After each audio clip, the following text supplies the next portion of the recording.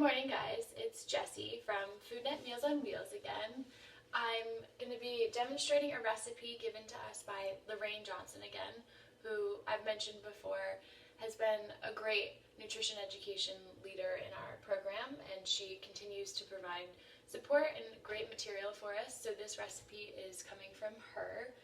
It's going to be a kale Mediterranean bread today, and I'm sure you've heard a lot about the Mediterranean diet just in conversation and passing, but a lot of people don't quite understand what the Mediterranean diet entails and why it's really good for your health.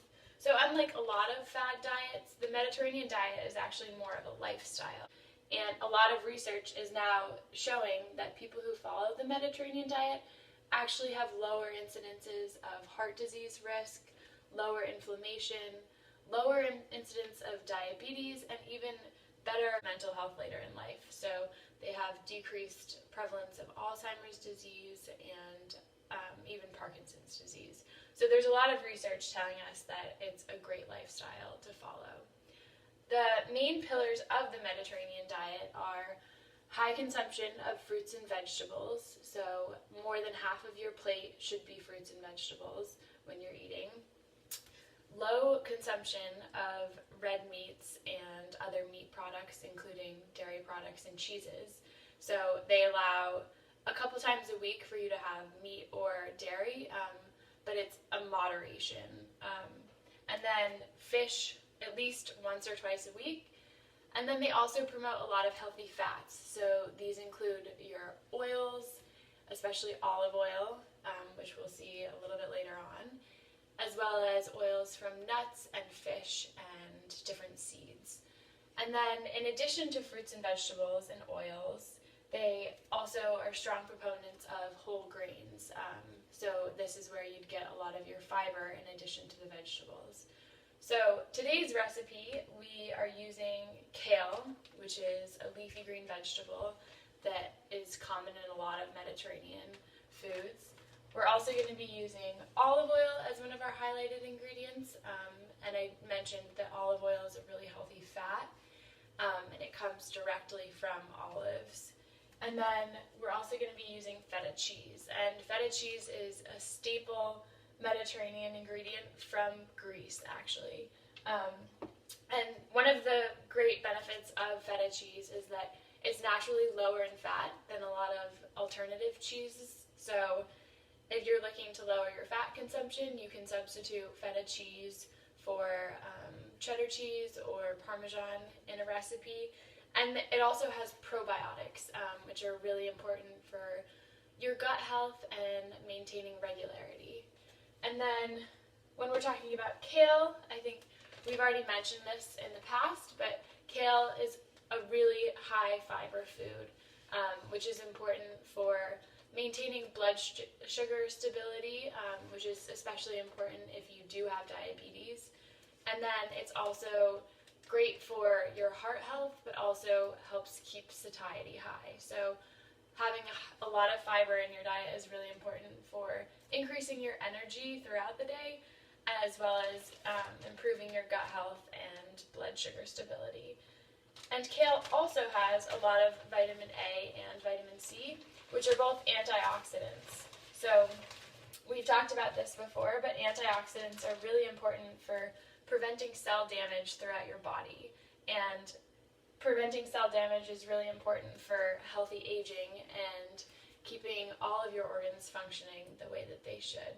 So incorporating a lot of antioxidants into your diet is really important, especially right now.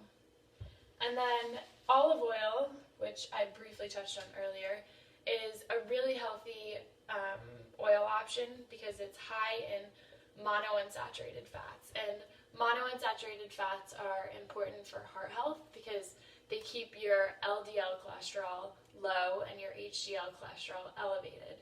And so your LDL cholesterol is the bad form of cholesterol in your body and puts you at risk for stroke and heart attack, whereas high HDL cholesterol is really important for keeping your heart functioning like it should. In addition, olive oil is really high in vitamin E. And vitamin E, similar to vitamin A and C, plays an antioxidant role in your body, so it protects oxidative damage throughout all of your cells. And vitamin E plays a really important role in skin integrity. So if you're looking to improve your skin health, adding olive oil into your diet is a great way to do that. So to get started, we'll just preheat the oven to 350 degrees. And then, as always, we're going to need to spray our pan with nonstick spray.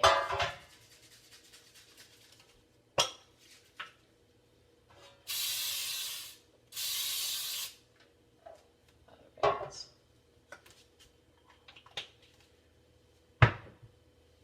So, to start off, we're going to put 2.5 cups of our flour of choice into a medium-sized bowl.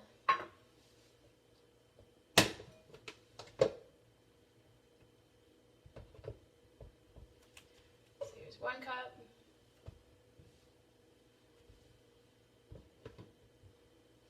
And a 2nd cup. And then 1/2 cup. Alright. And then to the flour, we're going to add 1 teaspoon of garlic powder. Make sure it's leveled off.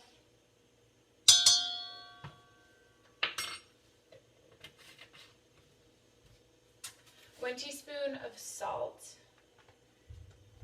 If you're trying to watch your sodium, you could also use an alternative such as Mrs. Dash or a no sodium herb blend or spices.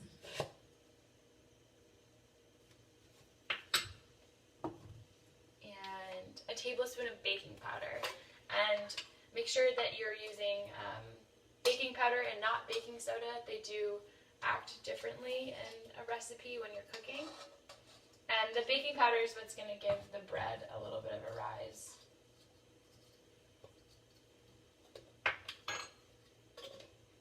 Alright, so now we have all of our dry ingredients, and you can go ahead and mix those well.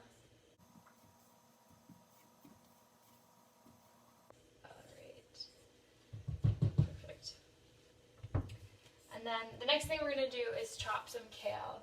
And we've talked about the best way to chop kale before, but just for a refresher, if you take the spine of the kale right here, it's really fibrous, you don't want to eat that part, and just pinch your fingers around it and pull down.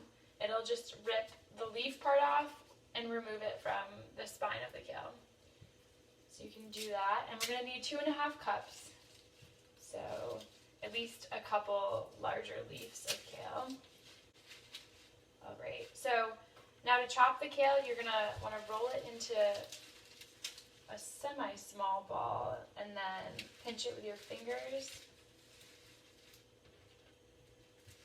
And then we'll just take our knife and gently shred it.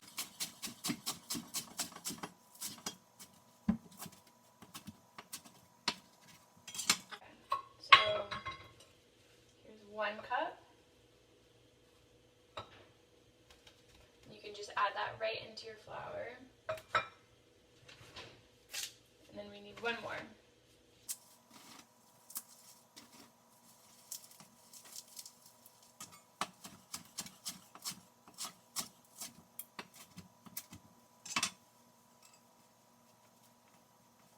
Perfect. Alright. And then the next thing you'll need is your feta cheese. You can either purchase it crumbled already, or if it's in a block, you can just chop it up into little cubes. This one is already crumbled for us. We're going to need 1/3 cup.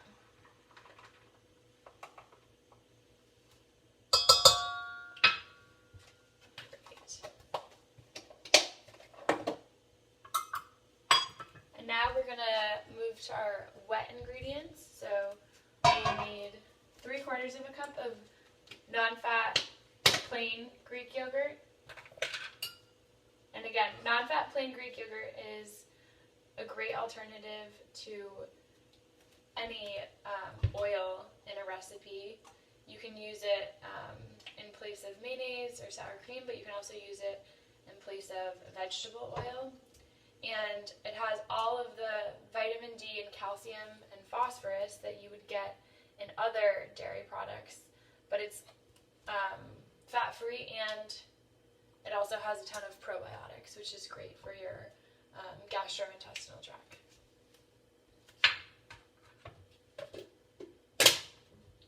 Alright, so there's our 3/4 of a cup, and now we'll need 2 eggs.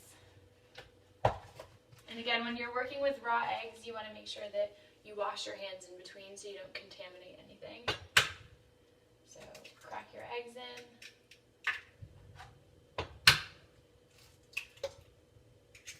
And then give your hands a rinse. And then we're going to need 1/2 cup of olive oil.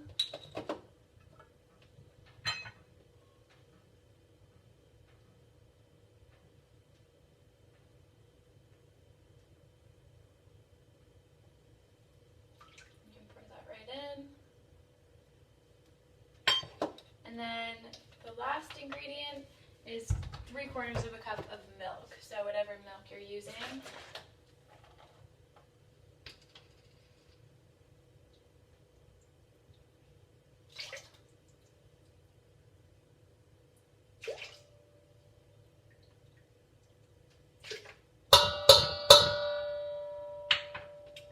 Alright. So make sure that the yogurt mixes in with the oil and the eggs get scrambled together.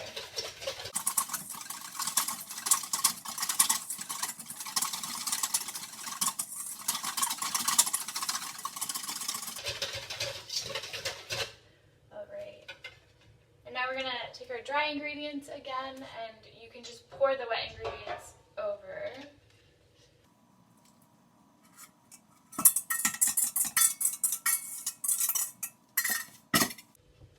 And then just fold all of the ingredients into one another.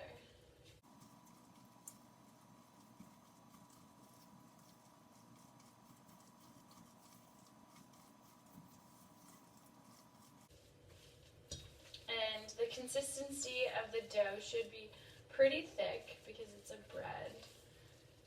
And just make sure that you get all of the flour at the bottom incorporated. And you can see that the kale gives it a really nice color too. Alright, so it's all mixed together. And now we're going to pour it into our bread pan that we've sprayed already. And just flatten it so it's even, that way it'll cook evenly. Alright. And then the last thing we have to do is measure out 1/3 of a cup of walnuts and chop them. And walnuts are also a really important part of the Mediterranean diet because nuts have a lot of great healthy monounsaturated fats similar to olive oil. So they're really important for heart health, and they have a lot of vitamin E as well. So when you're chopping nuts, just make sure that you're pinching your fingers in so you don't chop your finger, and really just gently cut them.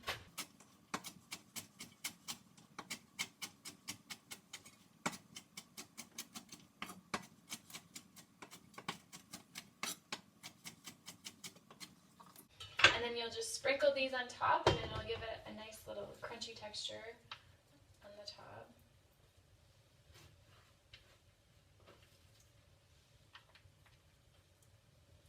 And then we're going to pop this in the oven for 45 to 50 minutes. The best way to tell if it's done is stick a toothpick or a knife into the center, and if you pull it up and it comes up clean instead of having a bunch of dough stuck to it, it's a good sign that it's done. And it's been cooking for about 45 minutes now, so we can take it out of the oven. Looks nice and golden on top, and then you can use the bread for sandwiches or just to snack on. And it's another great example of how to incorporate some vegetables into something you'd be eating anyways. Thanks, Lorraine, for the recipe, and if you guys have any questions, feel free to drop some comments below the video and let me know what you think of the recipe. Thanks so much. Have a great day, guys.